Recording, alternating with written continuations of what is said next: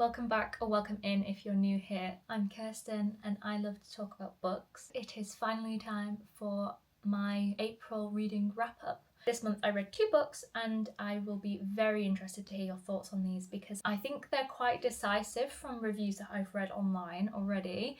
So if you do have any thoughts on these books, please do let me know, either here or on my Instagram. I am using a new camera today, which is very exciting because I've been waiting so long to get a new camera. This is the Digi Osmo Pocket 3. However, I will apologise in advance for the sound quality. I think the sound quality of this video may end up being worse than my previous videos because I don't yet have the microphone that pairs with this camera. I only have my old microphones for my phone. However, on the plus side, I can actually see that I'm in frame now because prior to this I was using my phone and filming with the back camera, so I couldn't see myself, I could only see my phone. So now I'm very grateful that I can see my reflection in the viewfinder. As always, I have my notebook of thoughts ready to go for this month's reading wrap up.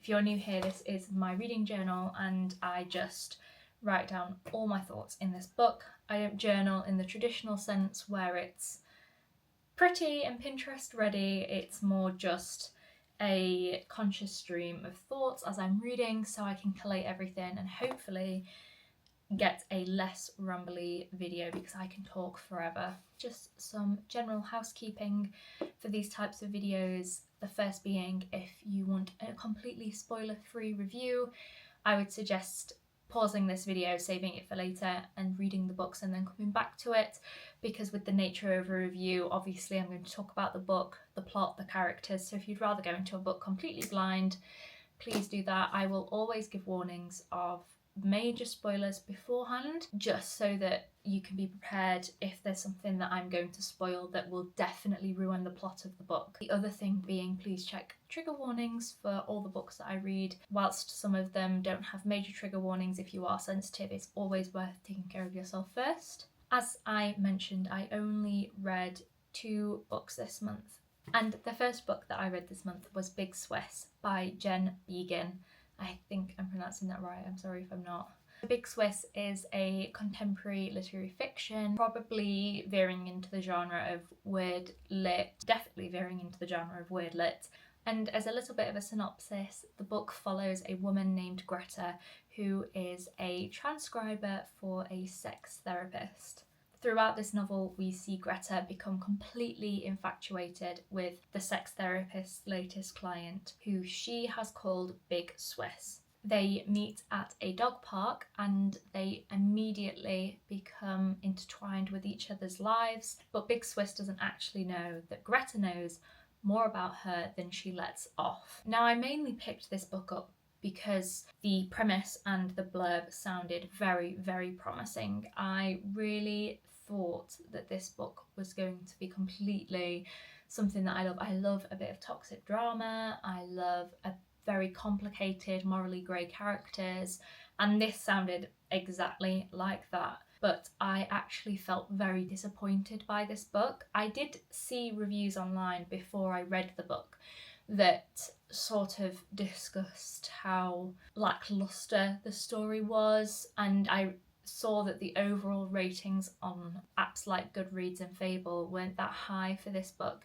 But one of my goals this year has been trying not to read reviews before reading books and just going for the book if it sounds good to me. So I did that with this book, and unfortunately this is one of those instances where I can see why the reviews and the star ratings on these apps are the way they are. Don't get me wrong, I thought that the book was entertaining, I thought that the book was engaging at parts. I don't have many critiques of Jen's writing, but yeah, I just didn't click with this book. I found it very difficult and a very, very long, trudgy story with very little point and actually quite a boring outcome. By the end of the novel, all I could think was that this main character, Greta, is practically my mum's age, and if my mum was acting like the way she was, I would be so incredibly embarrassed. Don't get me wrong, she doesn't have kids, so she hasn't had to mature in that way, but I just couldn't believe that what I was reading was about a 45-year-old woman I was so incredibly shocked that these were the actions a 45-year-old woman was making. I know that women in their 40s are going to make mistakes, and women in their 40s can be complicated, they can be complex, they can be untrustworthy and bad people, and all of that. Obviously, all of that is true. But I just felt like Greta's overall undertone was that she was just a childish character, and it just made me really dislike her, I think. I just, to be fair, didn't really like Greta at all. Obviously, she's purposefully an unlikable character, but to be quite frank, unlikable characters usually have some interesting and complex traits that you can read into, and I felt like Greta didn't have any of these. She was just unlikable, she was childish. It was one of those situations where I just wanted to like slap her and say, you are 45 years old, what are you doing? Okay, since I've started talking about characters, we'll just kind of go into all the characters. Why not? I think character plays a massive part in this book. I think that Big Swiss, or Flavia, which is her real name, she had potential. I was really interested in Flavia's storyline of being a sexually curious woman in her 20s. I think that that's really powerful and quite an important representation needed in books. And I really would have liked to have seen her experience that just with somebody else that's not Greta, because Greta's attitudes towards Flavia being sexually curious felt very predatory, especially because of the big age gap. So Greta, our main character, is 45, and Flavia, the love interest and woman she becomes infatuated with, is only 28. Not only that, Flavia was also married, so I felt like she was really taken advantage of. I just really didn't appreciate reading about that. I thought that it was a poor representation. Obviously, I appreciate that those situations do happen in real life, and that does cause for morally grey characters, morally grey people, complex situations, but I just felt like if Greta had any other redeeming qualities, like she was a genuinely nice person, she had any substance to her character at all, I might have understood it a little bit, but the fact that she wasn't just kind of made me misunderstand why Flavia was so interested in fulfilling her curiosities as a gay or bisexual woman with Greta. I think the only character that I genuinely had an interest for in this book was Sabine, which was Greta's roommate. I think Sabine was what Greta kind of wanted to be. Sabine was very quirky, she was very weird, she was very unusual. She was not at all, she was not at all acting the age she was supposed to be, but she actually had personality and she actually had redeeming qualities. She was a very interesting and deep character, and I'm kind of sad that we didn't get more of her. I would have really liked to have seen her sort of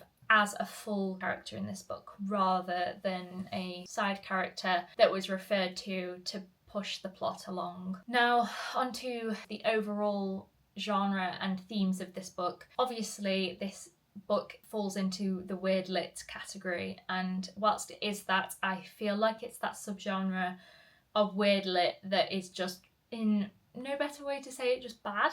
I think that weird lit is very complex and very nuanced to be able to get right, and some authors unfortunately just can't do it. And I can tolerate a lot of weirdness in books. Like, I can tolerate all the weird, wonderful descriptions, I can tolerate the complex themes and ideologies that authors bring with the weird lit genre, but I just felt like Big Swiss was a book where the publishing house went, you need to write a weird lit book, now go do it.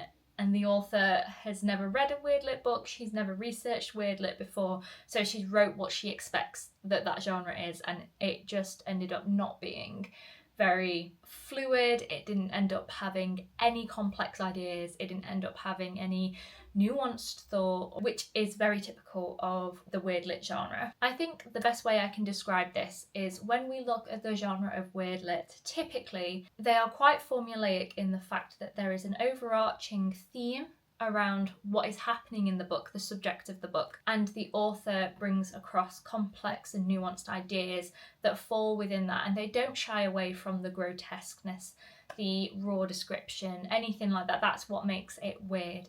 And the complexity of characters and the humanness of characters, how humans can actually be really gross and how humans can be really disturbed and complex and strange and weird, and that is what forms weird lit. And typically the authors have loads of themes running throughout this where you can depict them and pull them apart, and you can see exactly what the author is trying to say about the real world. And I just felt like this book didn't have any of that. It was purely just weird sentences and weird character choices thrown into a book with very, very little fluid plot and actually any decent plot drivers. I know this sounds really mean, and I'm trying not to be mean about it, because I did enjoy like the first 40 or 50% of the book. I then just really fell off and thought that this book was quite boring and very disappointing, considering that the plot of the book sounded so interesting. In other words, I just kind of felt like the story didn't flow together as I would have liked it to. There were so many good opportunities for Jen Beagin to break down Greta's character as a bad person, in fact, you know, to break down those actions of what she was choosing to do, why she was thinking the way she was thinking, and we didn't really get that. It was sort of just a conscious stream of thought throughout Greta's life. It felt like reading a very boring diary. Whilst Jen Beagin's writing wasn't bad by any means, I did find that this book was very rambly. There was a lot of very unnecessary descriptions that didn't drive the plot anywhere or add any character depth. It was just a description for no reason. It was trying to add context, you know, contextualize the characters, and it just kind of missed the mark. It just became a pointless narrative that added page length, and that was about it. So all to say, I didn't really think too highly of this book, which is a shame because I thought that the concept was really promising. But if you did like this book, I would love to know what you thought about it, because I am open to hearing, and there's a lot of good reviews that I did agree with, and I was like, yeah, that was really fun. And don't get me wrong, I thought Greta was funny at times, and I thought that Sabine was definitely a really good character. She was really funny.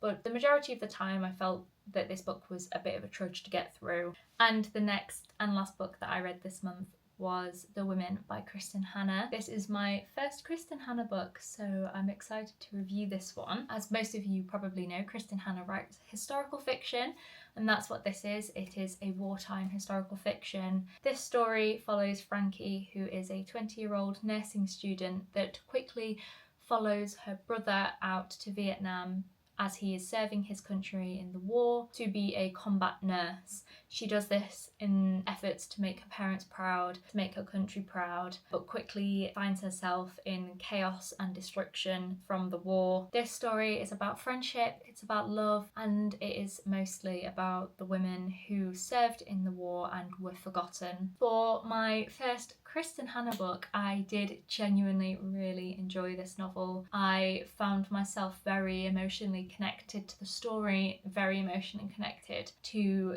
the characters, and I had a really enjoyable time reading this. I hadn't read any Kristin Hannah before, obviously, as I've said, and I didn't really know what to go in thinking, because I know she's quite a well-liked author, and I do always worry about potentially overhype ruining authors and books for me. But I felt like that didn't happen with this, and I would definitely be very keen to pick up something by Kristin Hannah again. I think one of the most impressive features of this book was that Kristin Hannah definitely knows how to keep a book engaging. This book spans many years, and often books that have a long timeline can drop off and can become quite trawling towards the end of it because you're watching characters grow. I felt like Hannah's writing was just incredible and really engaging, kept you really motivated to read the story, very involved in the story.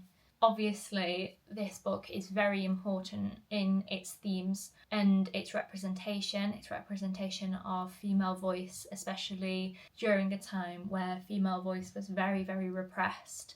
As someone that likes to read a lot of feminist literature, this was really interesting and engaging to read about. Obviously, we know how important it is to hear stories and the voices of women that existed during that time and put forward so much energy and compassion and power into these situations where they were quickly forgotten. Yeah, I just think that these themes are so important to keep writing about. Obviously, this book wasn't perfect. There was many instances where this book could have been slightly better for the complex theme that it was. However, I think that it was a great introduction to the narrative of wartime voices of women that served their countries. I think this book was interesting for a couple of reasons. I think that it was marketed as a complete feminist literature, historical fiction about women and their voices and importance they had in the war. And whilst it was that, it was primarily a love story. And that's sort of where I lose respect for it a little bit, I would say. I think respect is maybe too harsh a word, because I didn't dislike this book at all.